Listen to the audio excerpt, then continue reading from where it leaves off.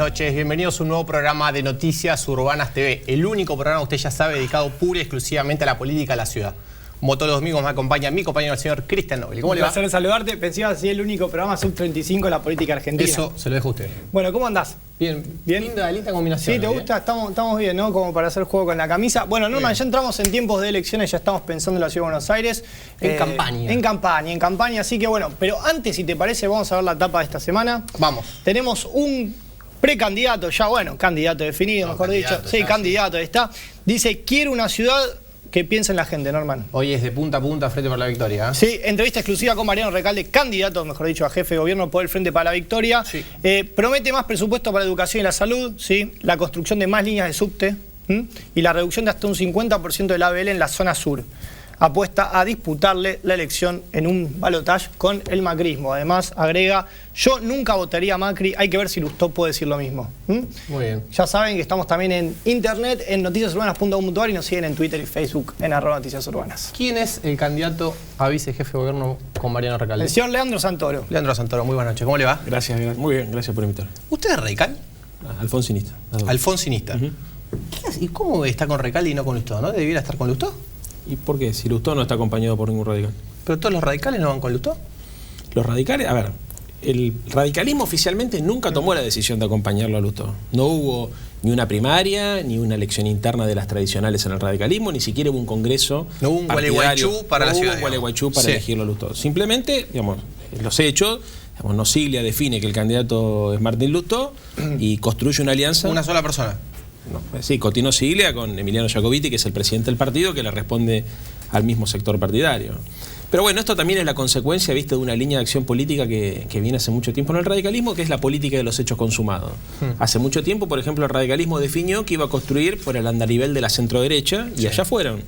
Y mientras nosotros intentábamos darle el debate dentro del radicalismo de la necesidad de construir una alternativa socialdemócrata o socialista democrática, los hechos consumados te iban ganando la partida, porque el radicalismo, por ejemplo, se discutía fondos buitre y tomaba la peor de todas las posiciones políticas que pudieron tomar el conjunto de las fuerzas, ¿no? Mientras, por ejemplo, Macri se la jugó y dijo, creo que hay que pagarle al juez Griesa, o Massa, inclusive, de la mano de Labaña, tuvo una propuesta cercana al gobierno aportando soluciones, el radicalismo dijo que se arregle el gobierno. Es un problema del oficialismo, no es un problema de los argentinos.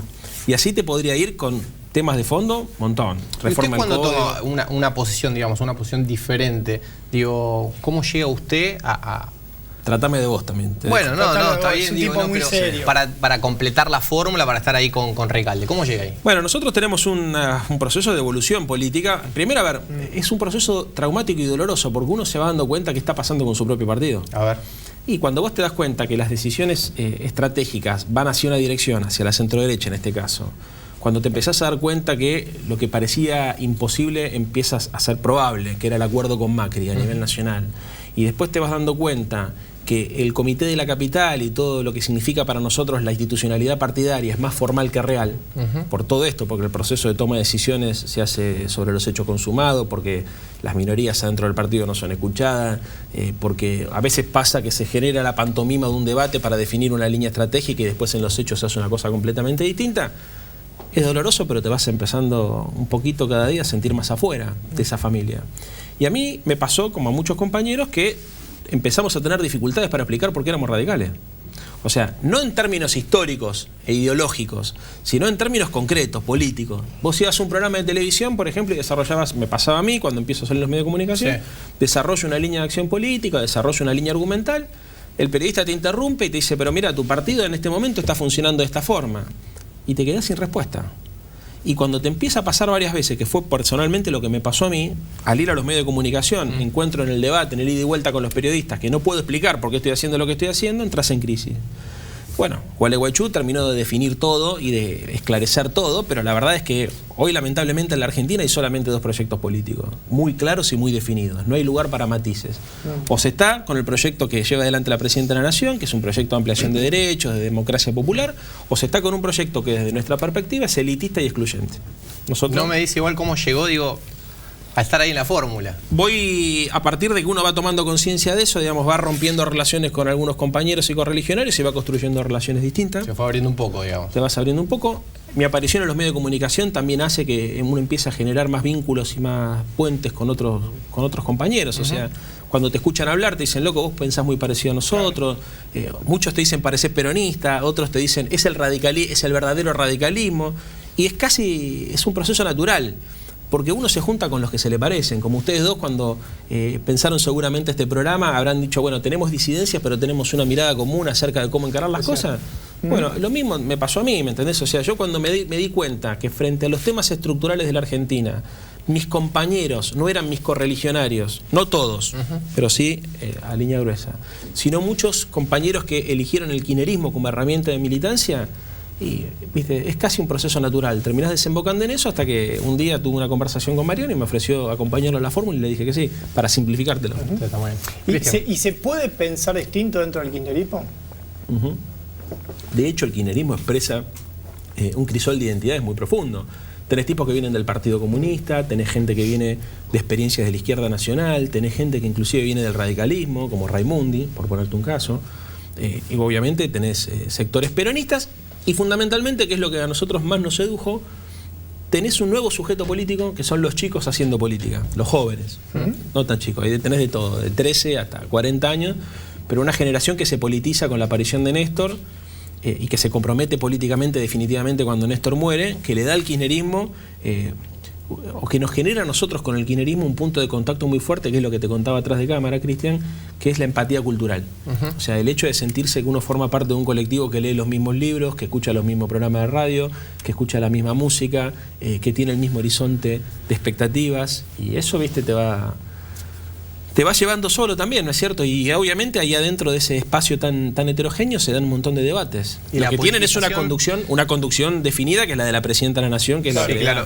¿Esta politización de los jóvenes se mantiene? ¿Sigue ocurriendo? ¿Usted ve que las nuevas generaciones...? Trátame de vos. Intentaré. Tratalo de vos. Intento. Vamos. Sí, obvio. Sí. A ver.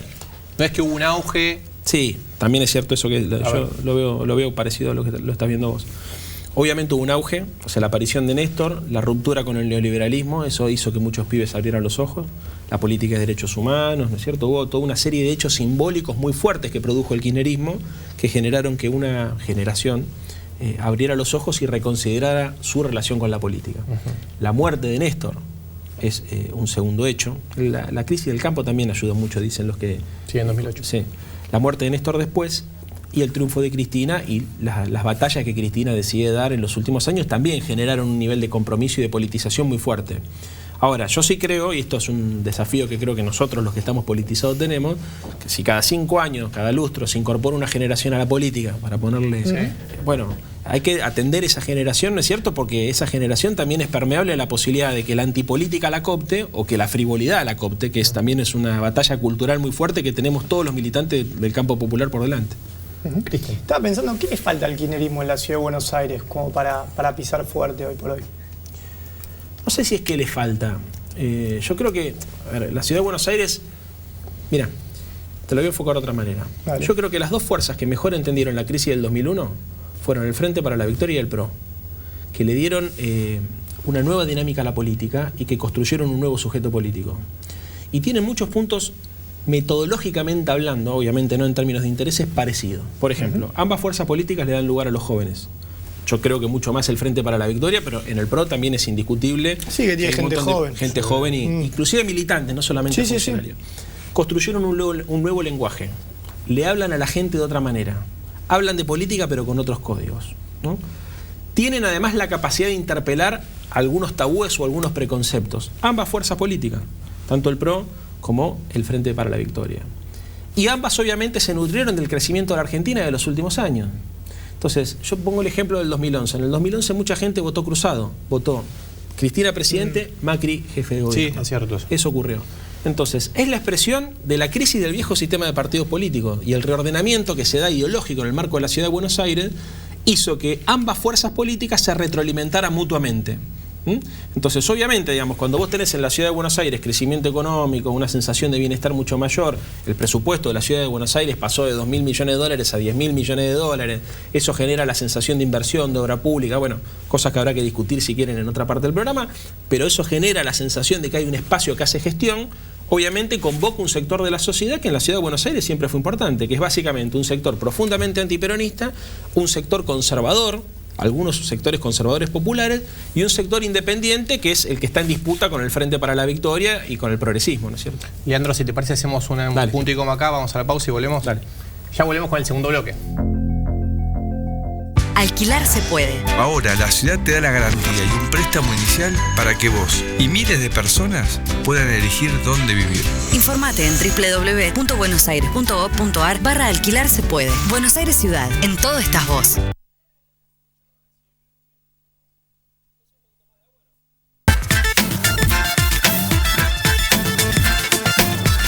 Tenemos una legislatura más participativa, más comprometida con la ciudad. Conocemos muy bien lo que necesitas. Esto es parte de lo que hicimos y queremos compartirlo con vos. Sí, con vos, porque vos sos la ciudad y la ciudad es parte de vos. En la legislatura trabajamos para que la ciudad, tu ciudad, sea la que soñás y la que soñamos todos. Vení, te invito a que la conozcas.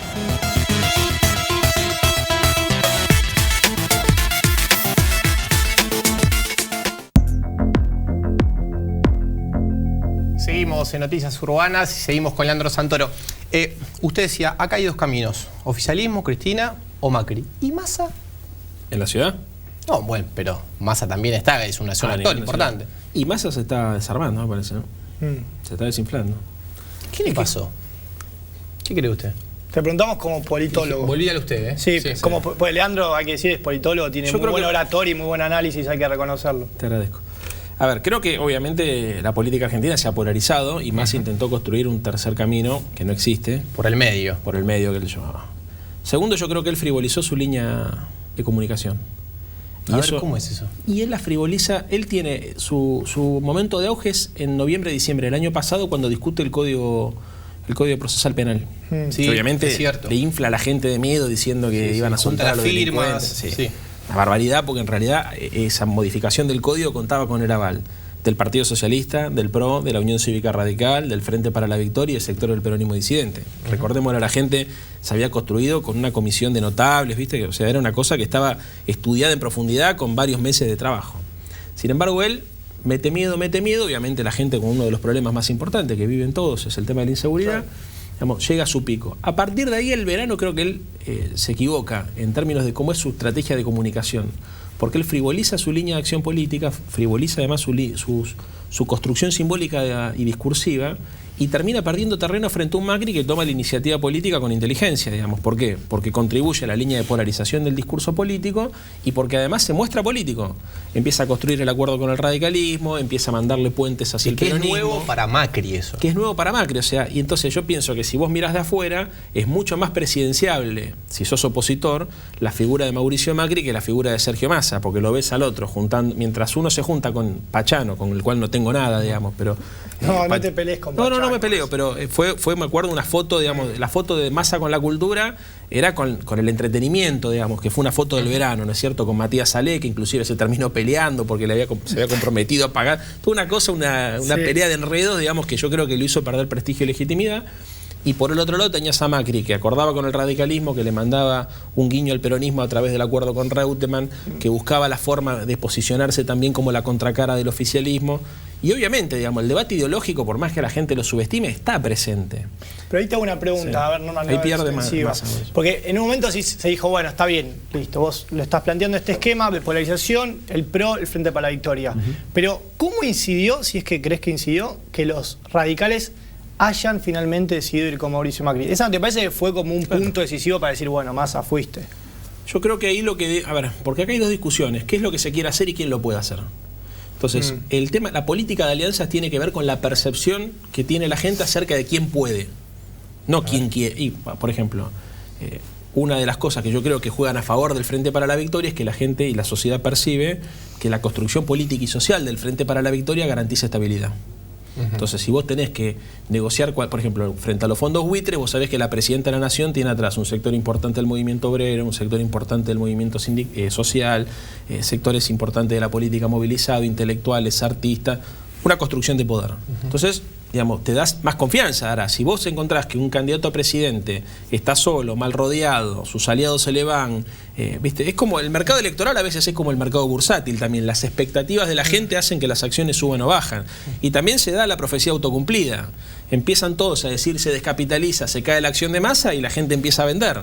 ¿Se entiende? ¿Eso con qué tiene que ver? Con la capacidad de los candidatos de mostrar poder. Frente al vacío de poder, aparte del 2001 y de la crisis del 89, pues ambas crisis económicas, claro, digamos que quedaron marcadas. De la Rúa también, por eso, 2001 claro. y 89, o sea, las dos crisis, la sensación era el vacío de poder. Y como nos enseñan en la facultad, la sociedad tolera cualquier cosa menos la anarquía. Bueno, ahí tenemos una foto de los tres candidatos y nos faltó de alguna manera, te vamos a tomar un poquito tus conocimientos como politólogo, la figura de Daniel Scioli, hoy en teoría polarizando con Randazzo en una interna, normal, ¿no? Hasta donde nosotros sabemos, todo puede cambiar, esto es política. Pero, ¿Scioli es la garantía de continuidad del proyecto? ¿Es Randazzo o es el que gana el interna? No, es el que gana el interna. Claro. A mí, a ver, está no claro. No tenés ninguno preferido. Sí lo tengo, pero no lo voy a decir. Ajá. Sí lo tengo, pero después, cuando termine el programa no lo sí, dice. pero se los cuento, digamos, en realidad cuando termine la elección, porque como soy candidato de todo el Frente para la Victoria, hay compañeros que están con Randazzo, hay compañeros que están con Scioli. Para que nadie se ofenda. Claro, no quiero Listo, perfecto. Pero, a ver, Scioli, digamos, tiene 12 años acompañando este proyecto, ¿no? Dio sobradas muestras de lealtad. Dio también, además, gestos importantes a la hora de definir, digamos... A ver, él, por ejemplo, cuando tiene que definir su perfil económico, ¿no es cierto?, lo convoca a Bain, que es un economista heterodoxo que viene del radicalismo, plantea la necesidad de la continuidad de Kicillof. O sea, ha tenido gestos internacionalmente, se fotografió con Lula, con Tabaré y con el Pepe Mujica, con Dilma. Y Randazzo me parece que también, digamos, tiene innumerables cualidades. Entre otras cosas, por ejemplo, compite en el mismo carril que Scioli porque es un hombre de gestión, la gente lo percibe como un tipo eficiente, es un hombre que tiene un discurso tal vez ideológicamente más elaborado, ¿no es cierto?, porque apunta en comparación con el de Scioli, quiero decir. Un poquito más picante por ahí, ¿no? También. Sí. Y bueno, y obviamente después él está trabajando en su estrategia de posicionamiento, criticando a la Scioli, eso que ha generado ruido también dentro del Frente para la Victoria, pero en definitiva... Como dicen los muchachos de la Cámpora, lo que se discute en los próximos 4 años es el proyecto. Y bueno, yo tengo confianza, más que en Scioli, en Randazzo y en Cristina, en la construcción política y social que expresa el Frente para la Victoria, que para mí es lo que es verdaderamente irreversible. Te traigo de nuevo a la ciudad, estás en campaña obviamente, seguramente con trato cotidiano con vecinos y demás. ¿Cómo crees que hoy día se gana el voto? Cartelería, afiches, debate, televisión, spots. Y yo... en ese sentido tengo una definición políticamente incorrecta. A ver, ¿qué dice el manual? Uno tiene que caminar los barrios. ¿Qué creo yo? La tele tiene mucho que ver. Y en la ciudad de Buenos Aires, ¿no? Tal vez en los pueblos más chicos la cosa, el mano a mano, el cuerpo a cuerpo, es mucho más pesado, digamos. Pero acá la tele... En el interior. En el interior, sí, o en algunos lugares del conurbano, inclusive, viste, que son más chicos, donde la gente se conoce más. Acá sin tele... Acá es muy importante la tele porque además es lo que define el clima, el estado de ánimo, la opinión pública, cómo se construye. Y se construye lamentablemente con hechos comunicacionales.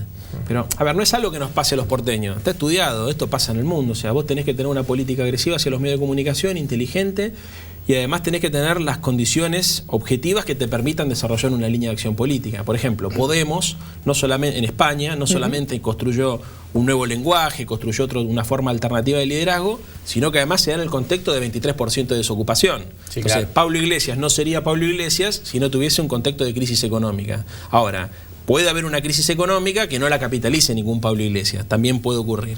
Es una confluencia de factores. Pero vos pensás concretamente que, digamos, justo lo hablábamos, ¿los medios condicionan todo o de alguna manera te pueden, te determinan, mejor dicho, o te condicionan? ¿Me explico? O sea, No, te determinan. Sí. Yo no creo que definan. Claro, esa mejor es mi dicho, pregunta, te condicionan, ¿no? perdóname. Te condicionan, que vos digas que te condicionan, pero... Sí.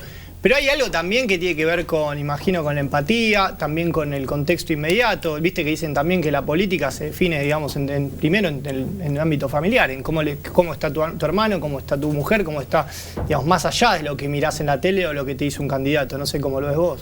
No, a ver, yo creo que es complejo porque objetivamente, viste, a ver, en los centros urbanos la opinión pública se construye, como te decía yo, con hechos comunicacionales porque básicamente la mayoría, estoy siendo exagerado en esto que te voy a decir, pero la mayoría de las necesidades están cubiertas por la mayoría de la población. A pesar de que en la ciudad de Buenos Aires está claro que hay un montón de gente que no tiene cobertura en salud, que la infraestructura escolar es un desastre, que tenemos problemas en todos los terrenos donde ustedes quieran ahondar, faltan enfermeros en los hospitales, faltan vacantes en los colegios, pero digamos, por el nivel de, si querés, económico, por la capacidad económica que tiene la ciudad de Buenos Aires, hay necesidades que están cubiertas.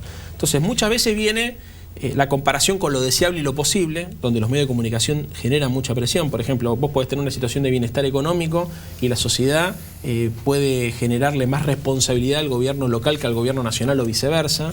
Digamos, la interpretación de los hechos, de la realidad, tiene mucho que ver con la capacidad de generar opinión en los medios de comunicación. Y el otro tema que es clave, muchachos, es el daño.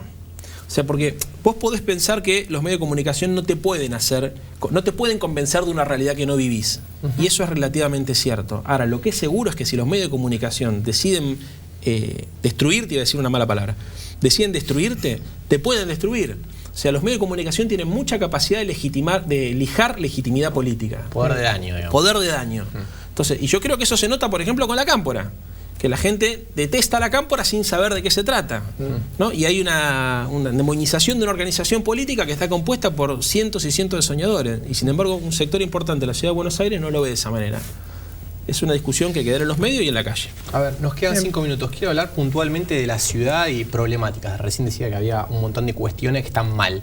¿Cuáles son las urgencias de la ciudad hoy? Las desigualdades. Las desigualdades. Hay desigualdad en todos los terrenos. Por ejemplo, el norte de la ciudad, el norte de la ciudad está más limpio que el sur, por ejemplo.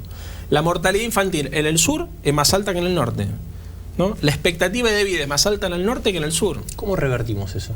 Con políticas activas. Digamos, vos tenés 2 herramientas para hacer política pública. La forma que recaudás tu matriz tributaria y la forma en que ejecutas el gasto público, ¿no? Acá hay que invertir las prioridades. Por ejemplo, o sea, vamos a poner un caso, salud. La verdad, la asistencia de salud en la ciudad de Buenos Aires es paupérrima.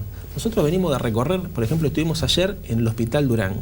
El 4º piso del Hospital Durán está cerrado, hay 40 camas inhabilitadas. O sea, no hay prioridad. El Durán es el de Díaz Vélez. El de Díaz Vélez, sí.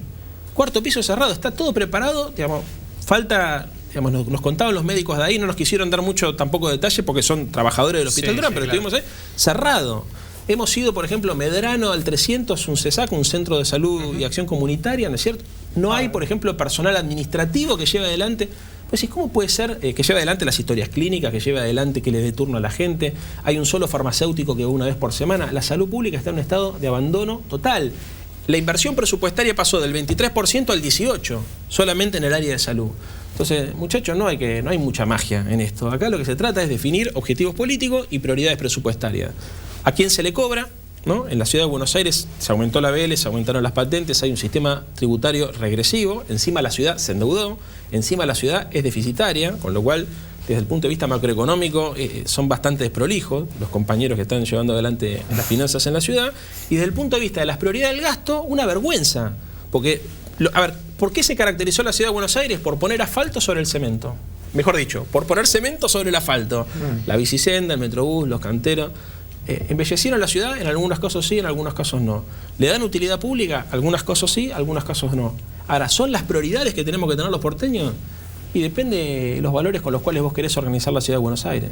Yo quiero una ciudad integrada, cohesionada. Cristian. Bueno, vos recién mencionás la palabra valores y muchas veces suena de... A ver, viste que se dice, no, la gente del PRO en realidad son gestores, no son políticos. Sí. La gestión siempre tiene que ser ideológica. Siempre. ¿Y ahí tiene que ver con qué? Digamos, con la sensibilidad que tenés con lo social, ¿con qué tiene que ver eso? Sí, con la sensibilidad que tenés para percibir cuáles son los problemas que tiene la sociedad de tu época. Porque inclusive hay demandas que no están planteadas, que no están formuladas, ¿no? O sea, yo creo que hoy, por ejemplo, nadie le demanda al gobierno de la ciudad que controle el trabajo esclavo. No es una demanda que esté planteada, y sin embargo se murieron hace 20 días de un nene abrazado a un perro en un taller clandestino. Sí. Pero no es una demanda social. Es más, si vos le preguntás a los porteños a quién le corresponde esa responsabilidad, no te va a decir a la Subsecretaría de Trabajo. No lo va a plantear. ¿No es cierto? Y eso tiene que ver con que con la capacidad de la oposición también de hacer política y de ganar agenda. El gobierno de la Ciudad de Buenos Aires tiene una ventaja, muchachos, que es que tiene un blindaje mediático como pocos gobiernos en la historia de la Ciudad de Buenos Aires. Tiene un blindaje mediático que les permite, y les ha permitido a lo largo de todos estos años, ¿no es cierto?, llevar adelante un proyecto de ciudad y desatender una enorme cantidad de demandas sociales, ¿no es cierto?, que tienen que ver con la posibilidad de la protección laboral o que tienen que ver con el acceso a la salud y a la educación, sin que eso le signifique ningún costo político.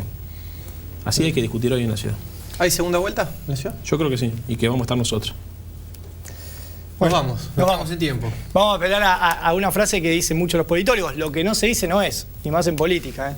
Esperamos que te haya sumado, porque dijo, lo de la tele nos puede matar, esperamos que este programa te haya sumado. Es verdad, ojalá que sí. No, si no, Gracias por venir. No, gracias por la invitación. Nos volvemos a encontrar en la próxima semana. Adiós.